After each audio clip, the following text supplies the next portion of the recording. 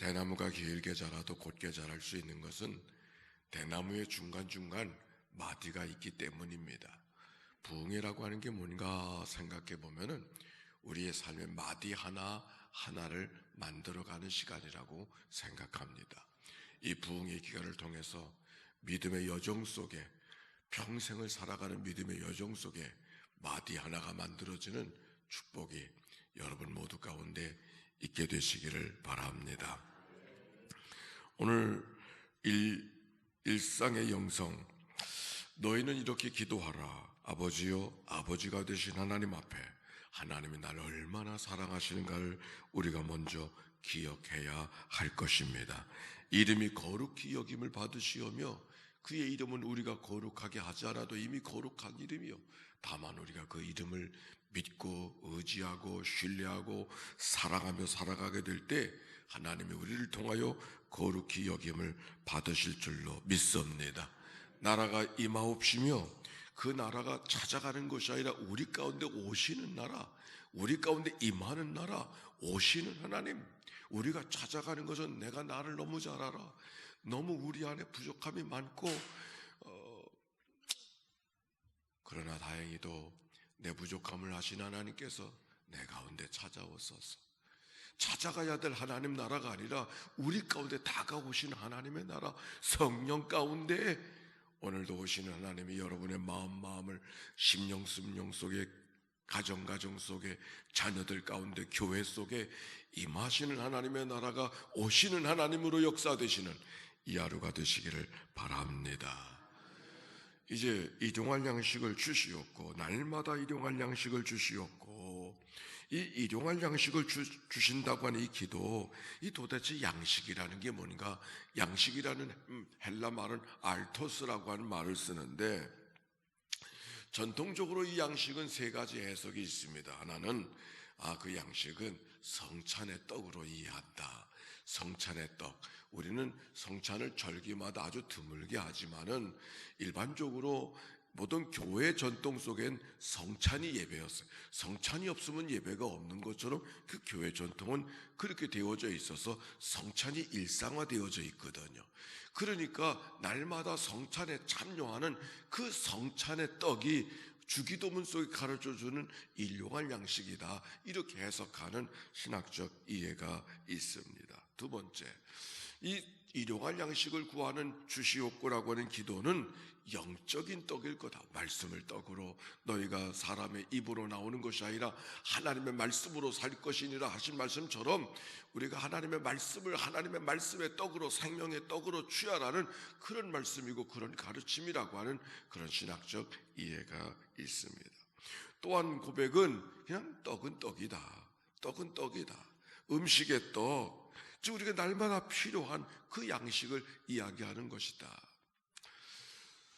어거스틴이라는 사람은 이 양식 알토스를, 주기도문 속의 양식을 어떻게 이해해야 될까 하는 말씀을 가르쳐 주는데, 이 양식이라는 것은 하나님의 자녀로 하루하루 필요한 모든 것들을 하나님께로부터 공급받아 살아간다는 삶을 고백하는 것이고, 그 가운데 하나가 바로 알토스는 우리가 늘 취해야 되는 바로 그 양식을 이야기한다, 그렇게 이야기했습니다.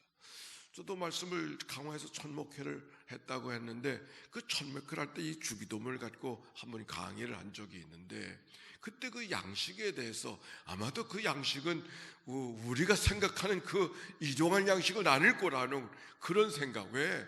아니, 양식을 날마다 먹는 양식을, 사실 우리는 전쟁 전 세대 속에서는 배고픔의 시대를 겪어봤지만은 전쟁 후 세대 사람들은 밥을 굶주리거나 그런 경험이 별로 없거든요. 그러니까 우리들의 생활 속에 늘 양식을 주어지는 것인데, 굳이 그것을 날마다 구하면서 기도하라고 주님이 가르쳐 주셨겠나, 그런 생각뿐만 아니라 그 양식을 구한다는 것은 마치 좀 저급한, 그건 좀 더 품위가 떨어진 그런 기도로 생각되어졌던 그런 기본적인 이해 때문에 우리가 먹는 양식이 아닐 거다, 이거는 영적인 양식일 거다, 이런 생각을 갖고 말씀을 나누었던 적이 기억이 납니다. 그런데 예수님의 시대는 우리가 사는 시대가 아니잖아요. 예수님의 시대는 우리가 사는 시대가 아니에요. 우리가 자녀들에게 그랬다지 않습니까? 우리가 배고플 때가 있었다고 그렇게 이야기하니까 우리 아이들이 냉장고에 라면을 드시지 왜 그러시냐고 그렇게 말했다지 않습니까?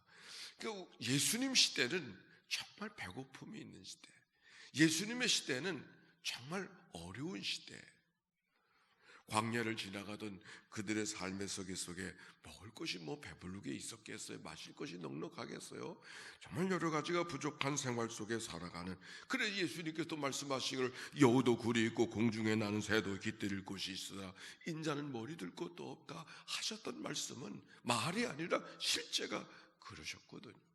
예수님께서 자기에 따라오시는 여러 무리들을 보시고 떡과 물고기를 공급해 주시면서 그들과 함께 식탁을 나눠주셨던 이야기들은 현실적으로 그들은 배고픔 속에 살아가던 그런 삶이었던 것을 알게 됩니다.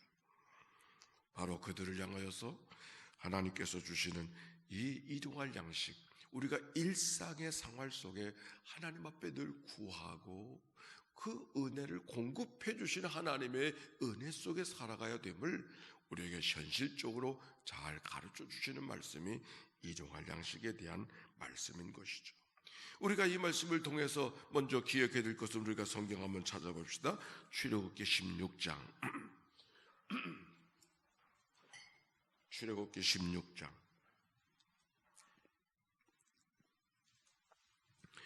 광야 가운데 지나가던 이스라엘 백성들에게 하나님께서 만나와 메추라기로 그들을 덧입혀 주시고 이끌어 주시는 이야기가 기록되어져 있는데 거기 4절의 말씀 한번 봅시다. 시작.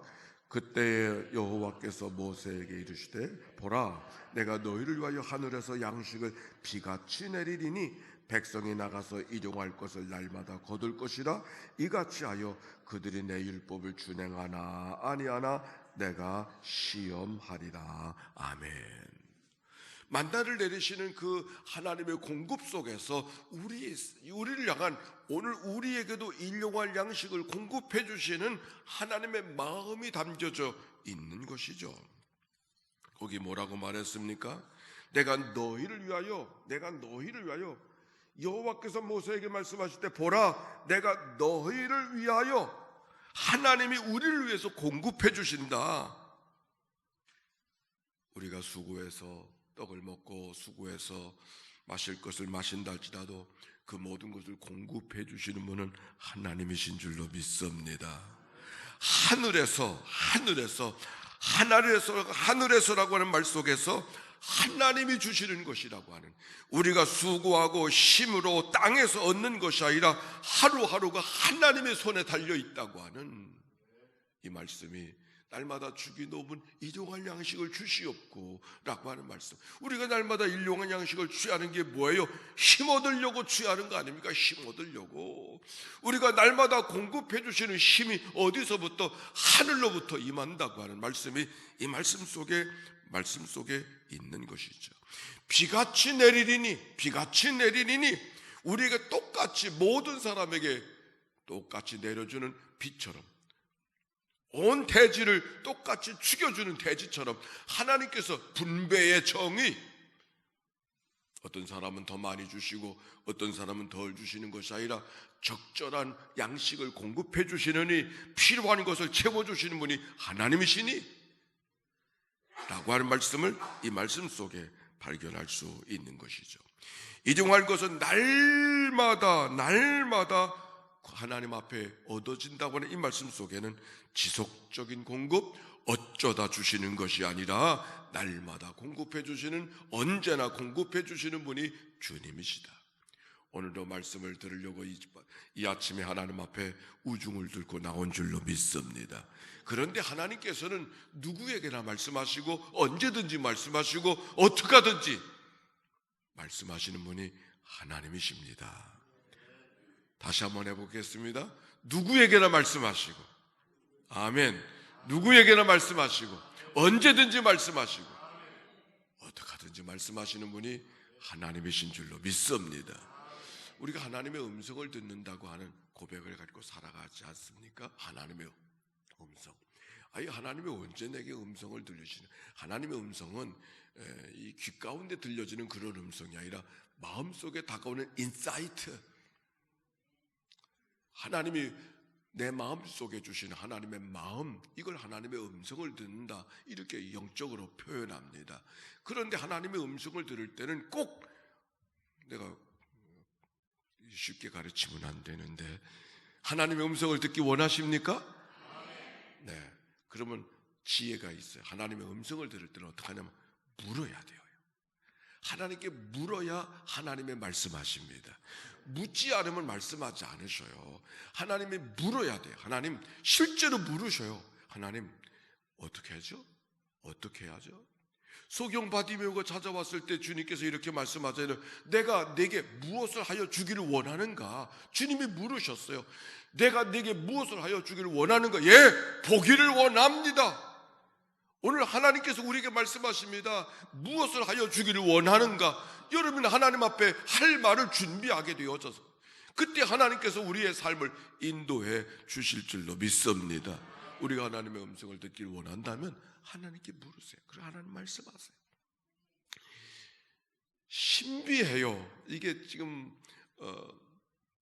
강단에서 지나가는 얘기로 한마디 하는 것이 아니라 우리가 영적에서 하나님이 내게 음성을 들려주셔 하나님 말씀하기를 원하시는데 하나님 좀 말씀하시면 좋겠는데 하나님 왜 이렇게 침묵하고 계시는가? 내가 침묵하니까 그분이 침묵하는 거예요. 우리가 물으셔요. 그럼 하나님 말씀하셔요. 내 안에 오는 영적인 인사이트, 하나님이 주시는 마음, 그 마음 속에 하나님이 내게 무엇을 원하시는가를 알아들을 수 있는 것이죠.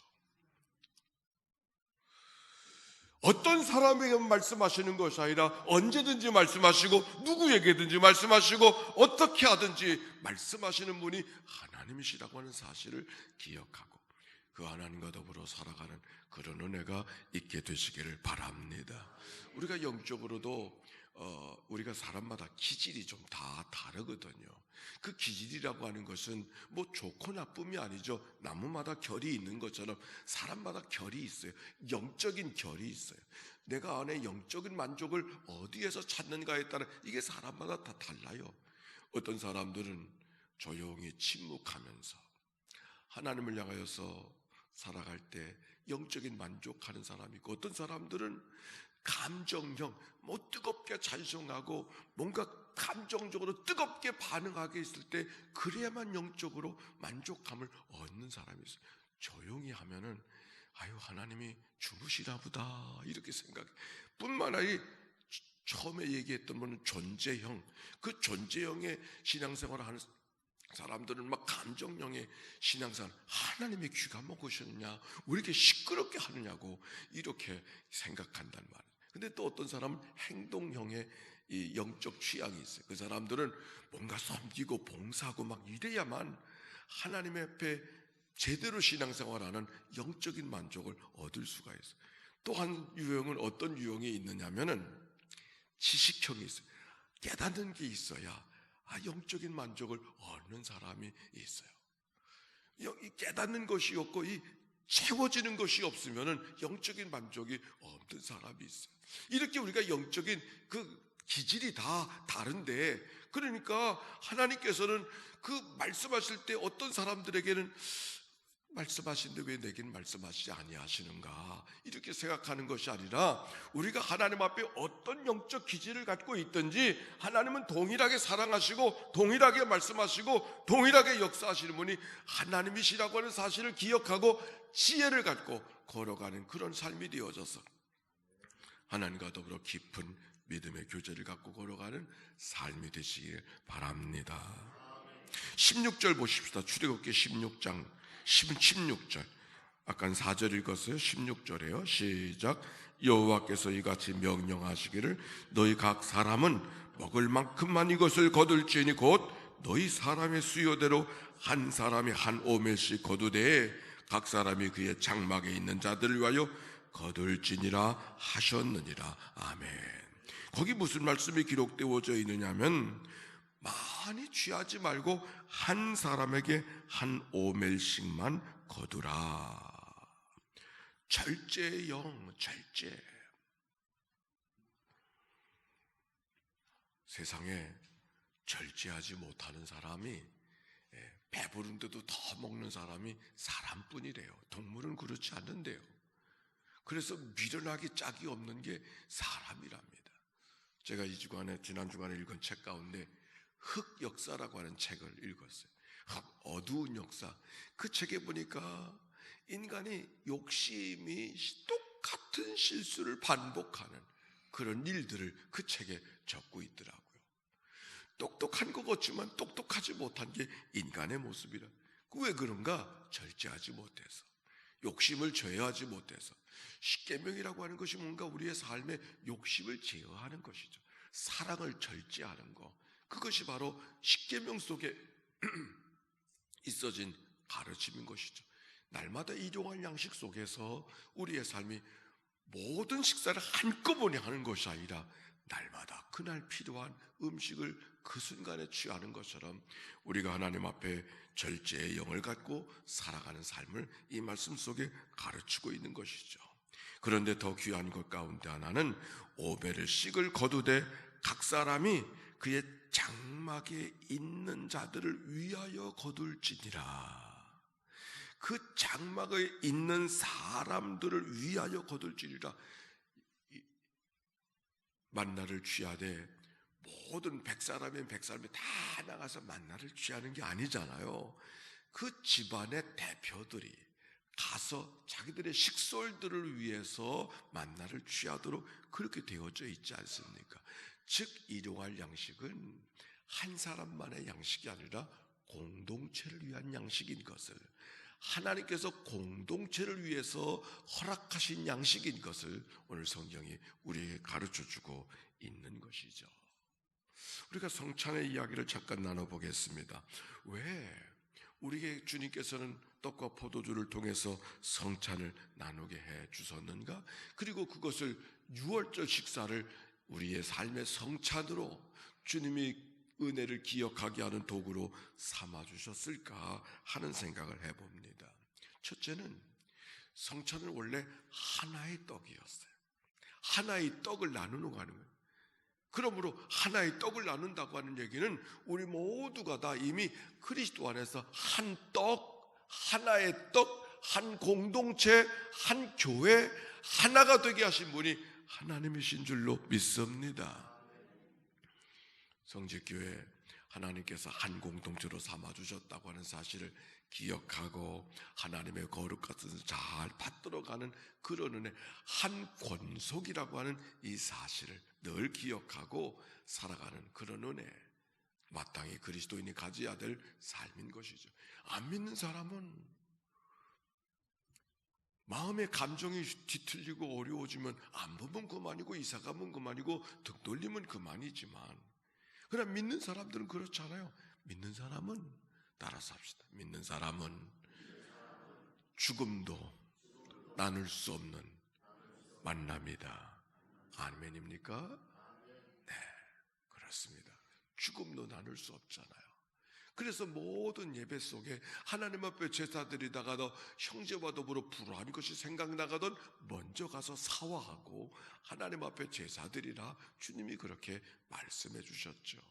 우리가 하나님의 거룩한 공동체로 삼아주셨으니 이 만남은 죽음도 나눌 수 없는 만남이 우리 가운데 있음을 기억하고 만남을 소중하게 여의고 걸어가는 그런 삶이 우리 모두 가운데 있게 되기를 바랍니다. 교회 만남은 무엇과 같은가? 꼭 결혼하는 것 같아요. 사람이 살다가 이혼할 수 있어요. 아니, 목사님이 별난 얘기 다 하네. 아니, 이혼할 수 있어요. 그러나 이혼은 상처를 남겨요. 왜? 이혼하려고 결혼하는 게 아니니까. 성경의 연합이라고 하는 말, 남자가 부모를 떠나서 여자와 더불어 연합하여 한 몸을 이룰지라고 하는 그 연합이라고 하는 단어는 어떤 단어를 사용하고 있느냐, 마치 악교로 붙이는, 나무를 악교로 붙인다. 아무리 붙여서도 떼어놓을 수 있죠. 그런데 떼어놓으면 어떤 일이 벌어집니까? 상처가 남잖아요. 왜? 언젠가는 떼버리려고 붙인 게 아니니까. 교회 만남이 그런 거예요. 꼭 결혼하는 것 같아요. 우리가 믿음의 삶이 만났던 것은 마치 하나님의 공동체 함께 섬기다가 나눠질 수 있지요. 그러나 상처가 남는단 말이에요. 그러니까 나눠지지 말아야 되는 거예요. 하나 되게 하신 분이 하나님이시니까 하나 되게 하실 것을 힘써 걸어가는 그런 은혜가 우리 가운데도 있게 되시기를 바랍니다. 근데 하나 된다고 하는 것이 어떻게 하나 되는가 했더니 다른 게 아니더라고요. 하나 된다는 것은 우리는 하나가 아니라는 사실을 알게 됐을 때 하나가 될 수 있더라고요. 역설적이죠. 우리는 당연히 하나야 이렇게 생각하고 내 맘도 내 맘, 내 맘도 내 맘대로 이러면 절대로 하나가 될 수 없어요. 당신의 생각은 내 생각과 달라. 당신의 생각은 내 생각과 다를 수 있어. 이것을 철저하게 인정해 줄 수 있을 때만 하나 될 수 있어요. 좋아해 하나. 우리가 믿음의 공동체를 성찬을 통해서 유지하게 하신 것은 떡이 하나였듯이 우리가 본래 하나였음을 기억하게 하시는 그 은혜가 성찬을 나눌 때마다 늘 기억되어져야 되고, 기억하게 하시는 것이 성찬의 은혜인 것을 기억하며, 일용할 양식을 위해서 주기도문을 외울 때마다 우리는 하나라고 하는 그 믿음의 공급이 이 기도 속에 늘 있어져서 가정 공동체, 교회 공동체, 속기 공동체를 잘 이루고 가는 그런 하나님의 은혜가 있게 되기를 바랍니다. 근데 이 왜 성찬을 통해서 특별히 먹는 것과 마시는 것을 통해서 성찬의 의미를 기억하고 주님을 기억하도록 말씀해 주시는 이유가 어디에 있을까?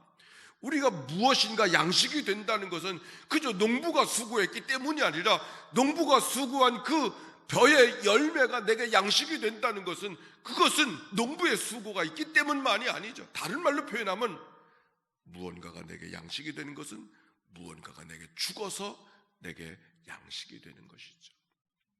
그래서 고대인들 속에서는 양식을 취하는 것은 농사졌다고 바로 밥 먹는 것이 아니라, 식사하는 것이 아니라 꼭 제사를 드리고, 농사를 짓기 전에도 제사하고 농사를 지은 다음에도 제사하고 있는 것은 주신 분이 하나님이라고 하는 사실을 늘 기억하게 되는 것이죠. 고린도서에 보면은 우상의 제물에 대한 이야기가 기록이 되어져 있어요. 우리는 도살장에 가서 그저 고기를 만들면, 동물을 죽여서 고기를 만들면 고기가 되지만은, 그러나 고대인들의 생각은 그렇지 않았어요. 모든 고기는 다 우상 앞에 드려졌던 제물이에요. 뭐냐면 고기가 있다고 하는 것은, 공급이 된다고 하는 것은 누군가가 죽어서 생명이 죽었기 때문에 내게 고기가 되어지고 양식이 되어진다는 이 사실 때문에, 양식이라는 사실을 기억할 때마다 그리스도가 나를 위해서 죽어주신 그 하나님의 은혜를 기억하게 하시는, 그리스도가 죽어서 우리에게 생명이 되시고 그가 찔림은 우리의 허물 때문이요 그의 상함은 우리의 죄악 때문인 것은 우리가 기억하고, 그가 징계를 받음으로 우리가 평안을 누리고 그가 채찍에 맞음으로 우리가 나음을 입었다고 이 말씀을 기억하게 하는 것, 그가 죽어서 우리에게 구원의 역사를 이루신 것은 그리스도를 통한 독특한 역사가 아니라 이 땅의 삶의 구조는 다 누가 죽어 누가 사는 거예요. 부모가 죽어서 아이들이 사는 거고, 선생님이 죽어 학생들이 사는 거고, 누군가가 죽어 누군가가 사는 거죠. 그러니까 그리스도가 우리를 위해서 십자가에 죽으시어 우리에게 새 생명 주셨다는 사실은 십자가에만 나타난 독특한 진리가 아니라 인류의 삶의 구조가 바로 그런 거죠. 우리가 오늘도 이렇게 살아있는 거죠. 누군가 우리 때문에 희생하고, 누군가가 수고하고, 누군가가 죽었기 때문에 우리가 여기 있는 것이죠. 그러므로 만고의 진리의 가장 보편적인 방법을 통해서 그리스도가, 하나님의 아들이 이 땅에 오셔서 우리를 위해 사시고 십자가에 죽으심을, 이 사실을 믿는 자마다 영생을 얻게 하시는 하나님의 은혜가, 하나님의 은혜를 우리에게 주신 줄로 믿습니다. 일용할 양식을 주시었고, 바로 그 보편적인 진리를 일용할 양식을 취할 때마다 일상의 삶 속에서 기억하게 하기 원하시는 하나님의 거룩한 뜻이 일용할 양식, 하나님이 공급해 주시는 은혜 속에 오늘도 살아가야 되고 순간순간을 살아야 됨을 기억하게 하시기 위한 기억장치로서 주기도문을 우리에게 허락해 주셨다라고 하는 사실을 우리가 기억해야 할 것입니다. 마치 이것은 무거운 돌을 들 때 지렛대를 들어서 무거운 것을 움직일 수 있는 것처럼 우리의 삶을 드러내시기 위해서 영적으로 움직이시기 위한 영적 지렛대로 주기도문을 우리에게 주셨음을 기억하고 날마다 하나님의 은혜를 일상에서 경험하는 그런 은혜가 우리 모두 가운데 있게 되시기를 바랍니다. 제가 성경 말씀을 보면서 참 귀한 말씀 가운데 한두 구절 찾아보겠습니다. 창세기 8장 22절. 창세기 8장 22절.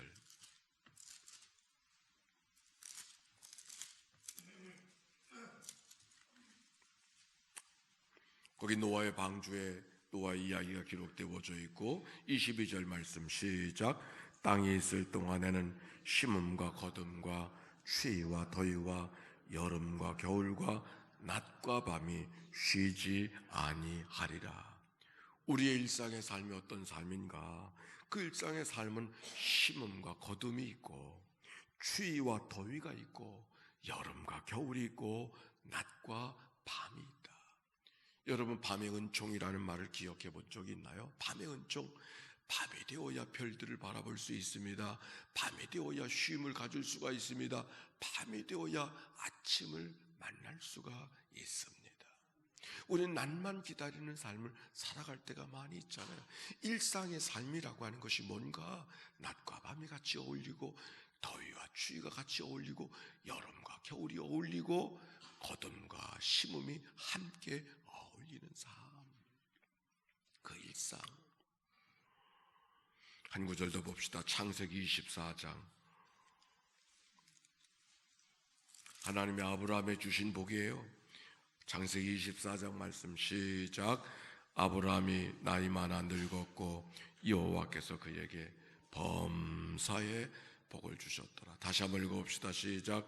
아브라함이 나이 많아 늙었고 여호와께서 그의 범사에 복을 주셨다. 나는 성경을 말씀 보면서 참 이보다 아름다운 말이 없다, 이런 생각이 돼요. 높이 올라가는 게 대단한 위치에 있는 것이 대단해 보입니까? 올라간 사람은 필연적으로 내려갈 수밖에 없죠. 오히려 우리의 범사에 하나님의 은혜를 경험하며 살아가는 하루하루의 삶, 얼마나 아름다운 이야기. 하나님이 아브라함에게 주신 최고의 복, 최고의 은혜, 아브라함의 삶이 얼마나 아름다웠는가를 설명해 주는 귀한 말씀. 여호와께서 그에게 범사에 복을 주셨다. 범사에 복을 주셨다는 얘기는 모든 순간마다 하나님과 연결된, 하나님의 은혜를 기억할 수 있는, 하나님이 오늘도 하나님의 은혜를 주셨고 이 순간도 하나님의 은혜를 주셨고 이 사건 속에서도 하나님의 은혜를 주셨구나. 그 사건이 늘 기대했던 사건만은 아닐 겁니다. 그 일들이 늘 기대했던 일만은 아닐 겁니다. 때때는 눈물을 자아내게 만들고 때때는 한숨 쉬게 만들고 때때는 아브라함의 삶을 고단하게 했을 거예요. 그러나 그 고단함, 그 사건, 그 눈물 속에, 그 안타까움 속에 하나님이 주시는 의미, 하나님이 이끄시는 은혜를 기억할 수 있었기에 복으로 경험하는 범사에 복을 주셨다.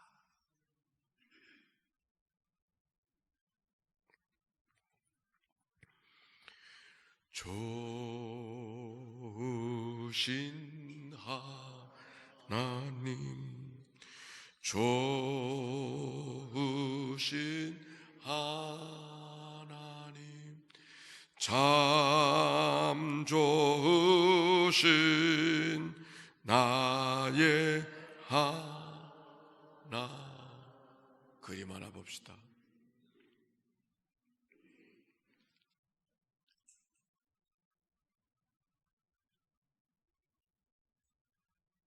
어느 미네소타에 있는 사진관에 백발의 노인이 들었습니다. 쉴 자리가 없었는지 사진사에게 이렇게 부탁합니다. 제가 잠깐 쉬었다 갈 수 없습니까? 그가 들고 있는 것 속에 쉬는 사진사가 허락을 해서 잠깐 의자에 걸터 앉은 그가 주섬주섬 들고 있던 빵을 내어놓고 그리고 숲을 내어놓으면서 하나님 앞에 간절히 감사하는 기도를 드리고 있었습니다. 저 허름한 노인이 빵 한 쪽을 놓고 저렇게 하나님 앞에 간절히 감사로 반응할 줄 아는 그 모습이 어쩐 일일까 너무 아름다워 보여서 그 사진사의 딸이 그 이야기를 나누어 줬더니 그 사진을 이렇게 그림으로 표현한 것이 저 그림이죠. 보여지는 것은, 주어진 것은 투박한 빵 한 덩이지만 투박한 빵 한 덩이, 달콤한 빵도 아니었을 거예요. 아무 맛도 없는 그저 그런 빵일 겁니다. 그러나 그 빵을 놓고 하나님 앞에 간절히 감사의 기도를 드릴 줄 알았던 저 마음, 그래서 이름을 지어 저 그림 제목이 The Grace, 은혜라고 하는 것이죠. 하나님은 누구에게나 말씀하시는 것처럼 하나님의 은혜는 대지와 같이 펼쳐져 있는 것이 은혜인 것을 기억하고 모든 순간, 모든 경우, 모든 사건, 범사에 하나님의 은혜를 발견하고 살아가는 그런 은혜 모두에게 있게 되시기를 바랍니다. 그 일상의 삶이 때로는 치열할 수 있지요. 아니, 때때는 여러 가지 어려움, 낙심될 때가 있죠. 성경 한번 찾아볼까요? 누가복음 18장. 누가복음 18장의 말씀 1절입니다.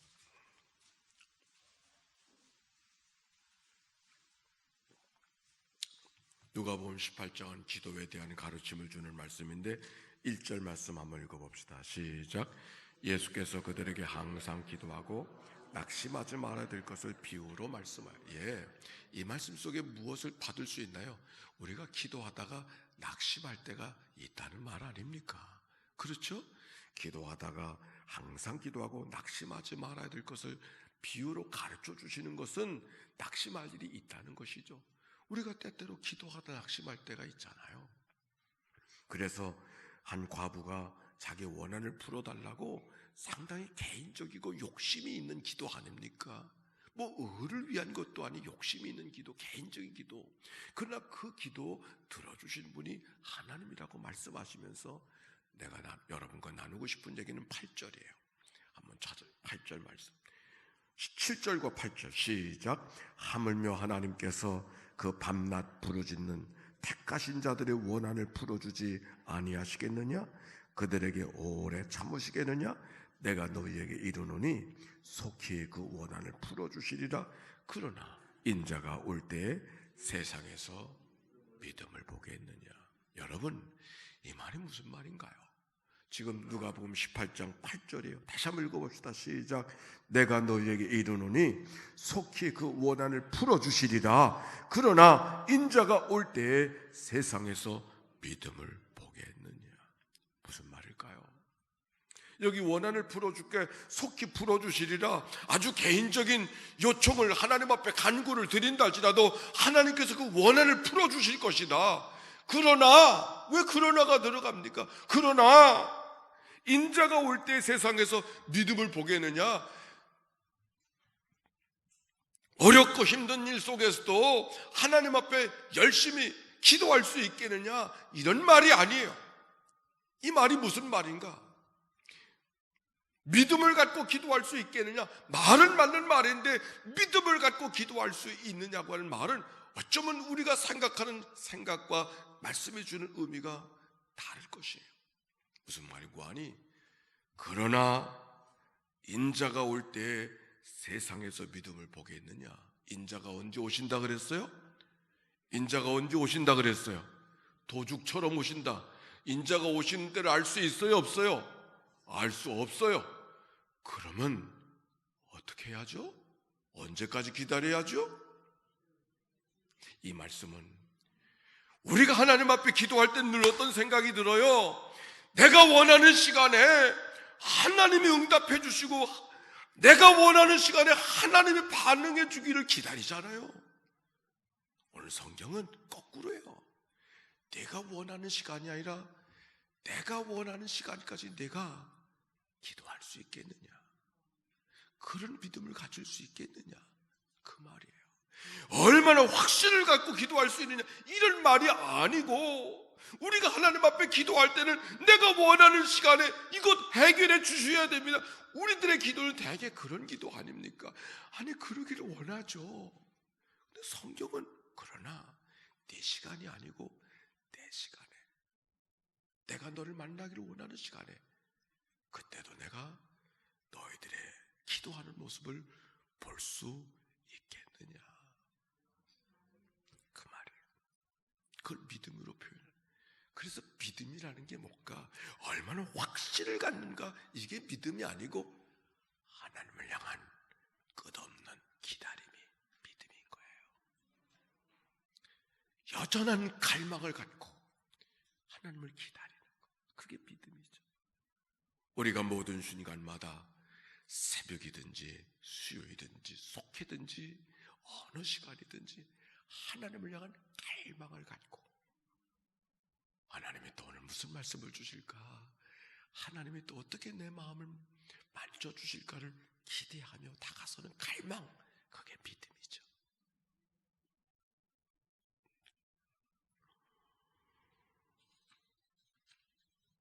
심순식 집사라고 하는 분이 계십니다.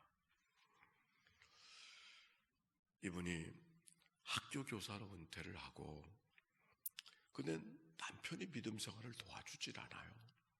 그래서 늘 1부, 2부, 3부 예배를 드리는데 늘 1부 예배 나와서 아침에 잠깐 예배하고 그냥 가는 거예요. 제가 볼 때는 썬데이 크리스찬 같은, 다가서질 아니하고 당신 예배만 늘 드리고 그냥 교회는 상관하지 않고 간단 말이에요. 집이 어딘지도 가르쳐 주지도 않냐고, 집도 한 번도 가본 적도 없고 그런 분이 계셨어요.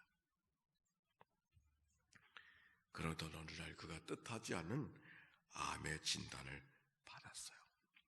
사실은 그분이 15년 전에 암의 진단을 받았었는데 그 15년 동안 잘 해결이 되어져서 별 문제가 없다고 생각하고 지났는데, 글쎄 재발이 된 거예요.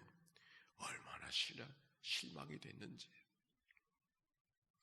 그래서 어느 날 강단에서 전해지는 이 설교를 들은 거예요. 과거를 사는 사람이 있나요? 미래의 꿈만 기다리며 살아가는 사람이 있나요? 주님이 역사하시는 것은 과거도 아니고 미리 어떤 날이 아니라 바로 지금 이 시간 하나님을 만나야 되고 하나님이 말씀하십니다. 이 말을 하나님의 말씀으로 들었어요. 그래, 하나님이 나를 만나주시는 시간이 바로 지금 이 시간. 이 시간은 내가 암으로 고통 속에 있는데, 암 때문에 두려움 속에 있어서 항암 주사를 받고 있지만 내가 할 수 있는 일이, 내 자신의 건강을 위해서 할 수 있는 일이 아무 일도 없다고 생각하는 바로 그 순간, 바로 하나님이 원하시는 것은 이 허락된 오늘 하루를 어떻게 살아갈 것인가, 이것밖에는 남은 것이 없다는 사실을 그가 발견하게 되어졌어요. 오늘을 어떻게 하나님 앞에 살아갈 것인가, 이것만 내게 남겨졌구나. 내일도 보장받을 수 없어요. 뭐 과거를 돌이켜본다 한들 과거가 무슨 의미가 있겠어요? 언젠가는 그 언젠가가 뭐예요? 암이 덜컥 걸려버렸는데 내가 할 수 있는 일은 오늘밖에는, 내가 상관할 수 있는 날은 오늘밖에는 없구나. 오늘을 어떻게 살 것인가? 오늘 이렇게 구경하듯이 내일만을 기대하며 살아갈 필요가 있을까? 생각에 많은 뒤틀림 속에 오늘 무언가를 결단해야 되겠구나. 바로 그 오늘을 살기 위해서 교회 DTS라고 하는 예수제자 훈련학교가 6개월 동안 있는데 그 훈련을 일주일 동안 무려 교회 안에 머무르는 시간만 10시간이에요. 이틀. 어떤 데는 3일을 머물러야 되는 그런 쉽지 않은 훈련에 신청을 했어요. 썬데이 크리스찬으로 아침마다 주일 아침만 살짝 왔다 가는 그 사람이 교회 훈련을 신청한다는 걸 상상할 수가 없는데 그렇게 결단했어요. 오히려 힘써 다가서는 시간을 갖게 되어졌고, 교회 지역사회를 위한 봉사, 밥 나눠주는 봉사가 있었는데 그 일의 봉사도 같이 참여하게 되어졌고, 그 일을 통해서 뜨겁게 걸어가는 그동안 왜 자기 신앙생활을 왜 남편이 나를 이렇게 도와주지 않는가, 늘 그 생각에 사로잡혀서 남편이 도와주지 않으면 어떻게 할 수 있을까, 이 생각뿐이고 남편에 대한 아쉬운 마음뿐이었었지, 내가 남편을 위해서 살갑게 다가서지 못했다는 그런 마음이 자기 안에 자책으로 들게 되었어요. 하나님만, 오늘을 살기 위해서 하나님께만 하지 못한 일을 열심히 하는 것이 아니라 무덤덤한 그 남편을 위해서도 뭔가 자기가 오늘 해야 될 일이 있는 것을 발견하게 되어지고 남편을 잘 섬겨주는 일을 하게 되었습니다. 그런데 어떤 일이 벌어졌는지 압니까? 남편의 태도가 달라지는 거예요. 사실 그 남편은 뇌경색이 와서 아주 불편해 누워있는 사람은 아닌데 간단한 운동을 할 수 있는 사람이지만 몸이 불편해서 정상적으로 생활할 수 없는 사람이었습니다. 그분이 뇌경색으로 걸어가던 그가 어느 날 저에게 신방을 요청하는 거예요. 깜짝 놀래가지고 그 집에 신방을 갔습니다. 아니, 집에 어딘지도 가르쳐주지도 않던 분이 어떻게 신방을 요청, 더군다나 남편이 신방을 요청을 했다는 얘기를 듣고 깜짝 놀라서 가서 이야기를 나누었더니 그분이 이렇게 말했어요. 목사님, 저 사람이 지금 많이 아픈데 어떻게 아픈 사람이 위축되지 않고 더 씩씩하게 살아가는 모습이 너무 신기하고, 몸에 아픔을 지니고 있으면서도 모든 일을 늘 대면대면하게 바라보던 남편까지 잘 섬기려고 하는 그 모습이 도대체 어떻게 된 것이 신기해서 제가 목사님께 신방을 요청하게 됐다고. 저 사람을 바꾼 것이 도대체 누굽니까? 자기도 곧 교회를 나가겠다고 그렇게 말씀하시면서 신방을 요청했던 이야기예요. 우리는 기적을 요청하죠. 놀라운 일들이 요청되죠. 바울과 실라가 빌립보의 감옥에 갇혀져 있었을 때 하나님 앞에 밤중쯤 되어졌을 때 기도하고 찬송했었을 때 하나님이 옥문이 열려지고 묶인 것이 풀어지고 그들이 해방되어 자유를 얻게 하신 하나님의 놀라운 기적을 체험하게 하신 줄로 믿습니다. 기적은 옥문이 열려지고 묶인 것이 풀어진 것만이 기적이 아니에요. 사실 기적은 예수 때문에 예수를 전하다가 옥에 갇혀서 얻어맞고 불편하게 착고에 차여져 있는 바울의 마음속에 원망과 불평으로 가득한 그 자리 속에 감사와 기쁨으로 바뀌었을 때 밖의 기적이 찾아온 거죠. 기적의 역사는 밖에서 오는 것이 아니라 바울과 실라의 마음속에서 기적이 먼저 일어나는 줄로 믿습니다. 자기가 이 암을 위해서 할 수 있는 일이 아무것도 없다고 생각한 그 절망의 순간 속에 하나님을 대변하고 오늘 내가 섬길 자가 누군가를 찾아서 섬겨주려고 할 때 한 가정의 변화가 만들어지고 완악한 마음이 깨어지고 강팍한 마음이 부스러졌던 그 한 가정의 이야기는 그 가정의 이야기만이 아닌 것이죠. 오늘 이 아침 우리의 일상의 삶을 살아가는 건 아무 일도 없는 삶을 살아가는 게 아니라 치열한 삶을 살아가는 그 한복판에 하나님의 은혜를 맞닿는 삶을 살아가기를 원하시는 하나님의 거룩한 은혜가 날마다 드려지는 주의 기도문 속에 담겨 있음을 기억하고 믿음으로 살아가는 그런 승리가, 하나님의 놀라운 은혜와 기적을 체험하고 살아가는 그런 은혜가 우리 모두 가운데 있게 되시기를 주의 이름으로 축원합니다. 하나님 한 번도 나를 실망시키신 적이 없으시고 찬양하고 기도하고 마치십시다. 하나님 한 번도 나를 실망시킨 적 없으시고 언제나 공평과 은혜로 나를 지키셨네. 오 신실하신 주, 오 신실하신 주, 내 너를 떠나지도 않으리라.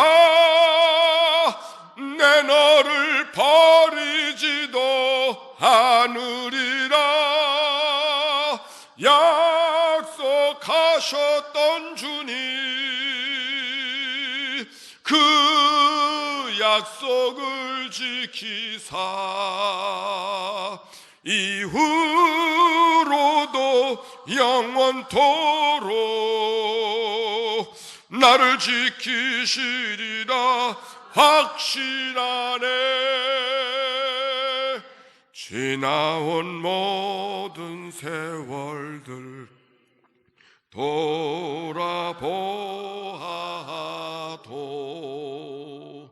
그 어느 것 하나 주의 손길 안 미친 것 전혀 없네. 오 신실하신 주, 오 신실하신 주, 내 너를 떠나지도 않으리라. 내 너를 버리지도 않으리라. 약속하셨던 주님, 그 약속을 지키사 이후로도 영원토록 나를 지키시리라 확신하네. 우리 함께 기도하실 것입니다. 왜 나만의 고통이냐고 이렇게 물을 때가 있지만, 내가 힘들고 아파할 때 하나님이 나 때문에도 힘들어 하심을 기억하시고, 우리가 하나님의 마음을 끌어안고 하나님 앞에 나가서는 이 아침이 되기를 바랍니다.